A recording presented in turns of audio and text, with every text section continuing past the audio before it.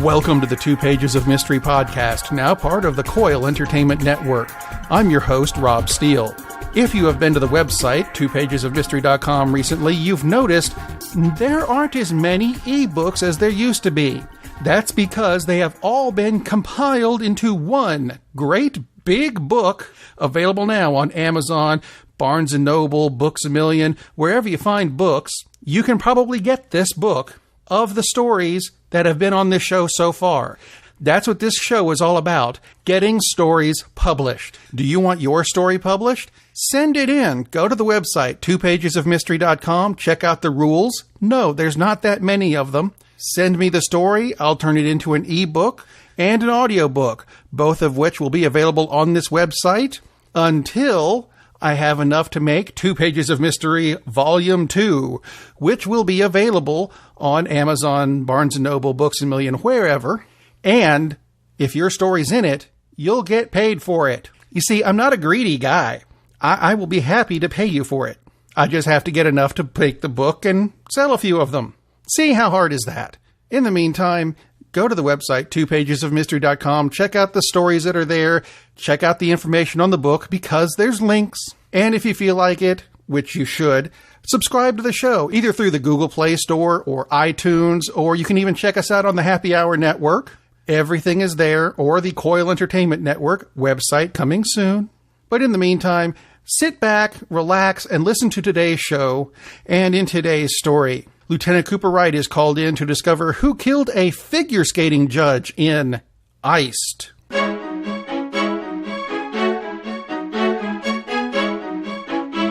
I have to admit, I hadn't planned on going to the new Ice Palace until next week. I got hockey tickets, and frankly, I'm looking forward to the game. But I got called here earlier tonight, and not for a pleasure visit. Not that I'd have voluntarily come for a figure skating event. I'm not a big figure skating fan. I mean, I know a little about it. I watch some of it when the Olympics are on. Granted, that's because my wife makes me. I don't understand a lot of it. They got something called a triple sow cow maneuver. I could have sworn that's what they put in my coffee this morning. Hockey, I understand. Usually. I still get a bit crossed up on the whole blue line rule, that whenever I finally understand what's going on, they change the rule. But my job is something I understand all too well. I work homicide. My job today is to find out who killed a figure skating judge, Bran Hamilton. I meet Dr. Song Ho Young in the dressing room area where he is still going over the body at the scene. When I heard that a figure skating judge had been killed, in my head I'd pictured a rather cartoonish body with a figure skate stuck in the middle of his forehead. In my head, it's a little comical. In reality, it's rather gruesome. I guess you figured out the cause of death, huh, Doc? Oh, that's funny, Cooper. But the trick with this one is not the cause of death. Barring a full autopsy, I'm willing to bet that it was the figure skate embedded in his head that killed him. The problem is time of death. Because the building was built to house not just the main skating rink downstairs for events like figure skating and hockey, but the 2 practice rinks in the sublevels, the temperature here is lower than normal. I'm trying to compensate, but it may take a while to have an exact time of death. We do know that he was last seen alive last night around 10 o'clock, after the competition had finished. Very controversial finish. Russian skater Boskcharsky was cheated. He performed brilliantly, but one judge, I am going to assume this one, gave him a low score, and he lost the gold medal. I guess that means I have a suspect for you. I wouldn't have pegged you for a figure skating fan, Doc. My wife bought tickets, and because most of the time it is very quiet and they play soft classical music, I can get in a few naps. But keep that between us, okay?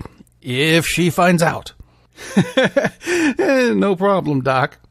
Borskcharsky. Sounds like a good person to start with.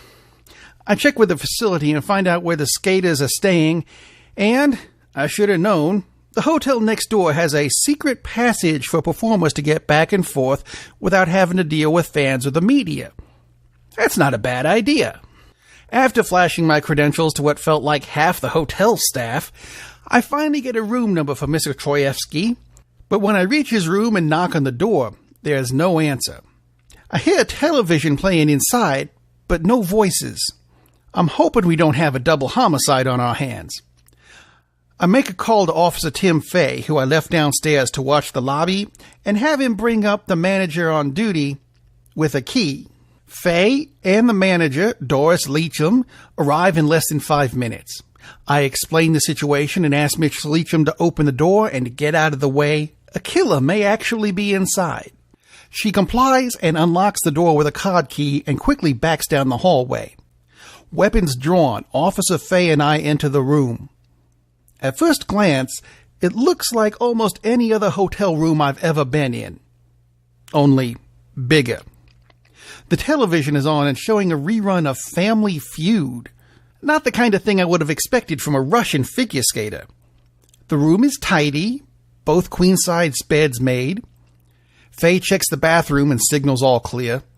As we enter the main section of the room, we notice 2 figures sitting on the couch, not facing the television. Each has a suitcase at his feet. "You are here! Excellent! Come, Borsk, it's time to go." I look at Officer Fay, who shrugs, and we both holster our weapons. "Hang on a minute. Who exactly are you, and who do you think we are?" "You are not from consulate?" the older man says, suddenly looking apprehensive. When I shake my head and introduce myself, he looks scared. "Are we going to jail?"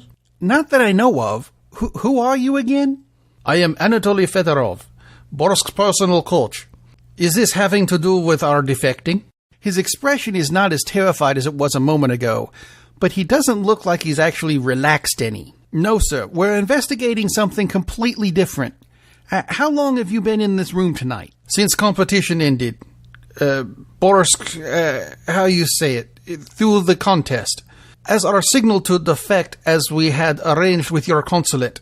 We were told to stay here and we would be contacted." Almost on cue, 2 men in black suits with immigration badges enter the room. They start to draw their weapons until they see our badges. A brief exchange of information reveals that both Troyevsky and Fedorov had been in the room all night, and that they were really trying to defect. We let Troyevsky and Fedorov go with agents Smith and Wesson, who told us they were paired together because of the names. I dealt with an immigration issue like this before, and I know that sometimes getting the timing down is very important. Although, I do get their contact information in case we need more information about our dead judge. And that puts us back to square one. I sent Tim back to the office to dig up more information on Bran Hamilton and decide to check out the broadcast team. I know the event was televised, so there has to be a crew around here somewhere. Maybe one of them saw something.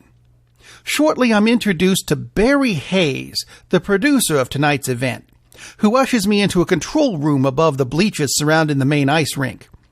He and his crew of 3 editors are putting together a compilation of the best of the evening for a DVD and digital release. I never knew such things existed, but then again, it's not really my world. There were 7 cameras focused on the ice during tonight's event, another 3 on the crowd, and 1 backstage for when the skaters got the score read over the loudspeaker. Protocol says I should collect the video footage and go through it. That is something I had no interest in doing, but it's the job. While I'm here, I may as well ask, did you guys see anything unusual last night? If you mean anything related to Mr. Hamilton's death, then no. Hamilton was a bit weird. I could never place his accent. But the only thing that was odd was that last run from Troyevsky. On his last triple Lutz, he didn't stick the landing. His skate got caught in the ice. So the landing stuck him. I thought it was funny, but as my wife always seems to say, I seem to have a singular wit. No one else seemed nearly as amused as I was. Putting aside my humor, I collected the footage from the event and had it sent to the lab to have someone watch it. Hopefully they can find someone who enjoys it. 11 cameras over a 4+ hour event. That's a lot of footage to go through. I think about calling Dr. Young to see if there's any progress when my phone rings. That's all it seems to take these days. I think about calling someone and they call me. Only it didn't quite work as planned.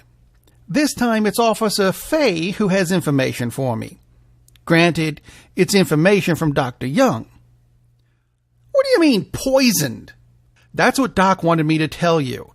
He says he's narrowing down what kind of poison now. The skate embedded in his head did kill him, but if it hadn't, the poison would have gotten him too. We might be looking at 2 murderers, boss. Well, that's just great. I didn't even have a viable suspect, and now I'm told we might have 2 murderers. That's all I need. Well, that and another phone call. This call is from ICE Agent Smith. Fedorov has gone missing. They had sequestered him in another hotel, but they turned the back on him for just a moment, and he was gone. But Borsk Troyevsky has some interesting details to tell me. We meet in the ICE office, since it's not far from the ICE Palace. Troyevsky is in an interrogation room. Before I enter, Agent Smith tells me 2 things I wasn't expecting. 1, Troyevsky doesn't want to defect. And 2, my murderer is on the loose, but we know who he might be, and says Troyevsky will explain. I just wanted to compete. Before I leave, I am approached by KGB. Putin reenacted them, you know. Anyway, they tell me they need to replace my coach with agent so he can carry out mission in United States. I was told to help him in any way I could. I was told to put powder in water bottle before contest. I think it belonged to one of judges. When the competition was done, I was told to wait in hotel. Fedorov took one of my skates and said he was going to complete his mission. When he got back, I was supposed to wait with Fedorov for American agents to take me into custody. But I don't want to become American. I love my mother Russia. I just want to go home. Agent Smith follows me from the interrogation room and tells me they're going to ship the kid home. They did get some fingerprints from the man claiming to be the coach, Fedorov. They match some prints that Interpol has on file for a Shura Polzin, a man wanted in 3 European countries for assassinating assorted dignitaries. The problem was, there was no picture to go with the file, so it was impossible to recognize him by appearance. I'm told that the good news is that now that we have his picture, it is unlikely that he'll be utilized in that way again. Even more likely that he'll be executed upon his return. And that clears up most of the case. Bad guy wasn't caught, but he most likely won't be troubling my city again, and will likely be executed by his state. Saves us the money, I suppose. But why all this to kill an ice skating judge? That doesn't make sense. Until I get a call from Dr. Young, who wants me to join him in the autopsy room. The naked body of Bran Hamilton lay on what I call the carving block. Doc is finishing stitching him back up when I enter. He looks at me and anticipates my question perfectly. You want to know why he was killed, don't you? I nod, of course. Check these out. See these tattoos? These are signature Russian mafia. I suspect he was a criminal that escaped Russia and was trying to make a better life for himself here. And that would explain the accent. Doing accents is never particularly easy. I had to do one undercover once. That did not go well. You'll have to tell me about it sometime. Maybe over an iced beverage? You've been hanging around me too much, Doc. That's about as bad as my stick in the landing joke. I wasn't there for that one. All right. Let me tell you that story over that cold beverage. I hope you enjoyed the story. If you have any comments, questions, or want to submit your own story, contact me through the website 2pagesofmystery.com or just email me at 2pom@steel42.com. I've been Rob Steele, and you've been listening to 2 Pages of Mystery. So until next time, keep 'em guessing.